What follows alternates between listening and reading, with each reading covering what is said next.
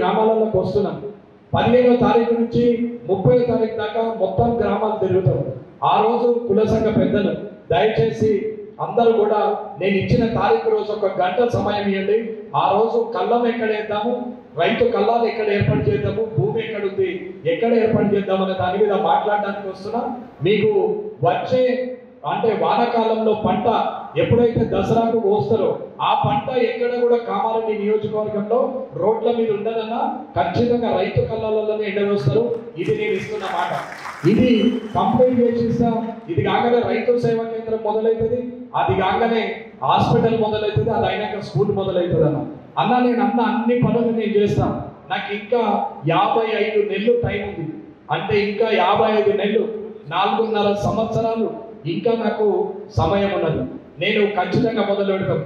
నేను చెప్పిన 18 నెలల్లో నేను పనులని మొదలుపెట్టి చేస్తా అని చెప్పినా చేస్తా. 5 నెలలు మాత్రమే అయిపోయింది. ఆ 5 నెలలు కూడా రాకపోవడానికి కారణం చెప్పినాం. గ్రామాలకు వస్తున్నాం.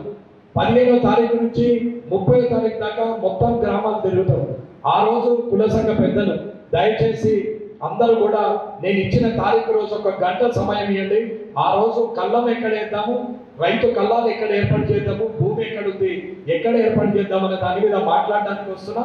మీకు వచ్చే అంటే వానాకాలంలో పంట ఎప్పుడైతే దసరాకు కోస్తారో ఆ పంట ఎక్కడ కూడా కామారెడ్డి నియోజకవర్గంలో రోడ్ల మీద ఉండదన్నా ఖచ్చితంగా రైతు కళ్ళాలలోనే ఎండవేస్తారు. ఇది నేను ఇస్తున్న మాట. ఇది కంప్లైంట్ చేసిస్తా.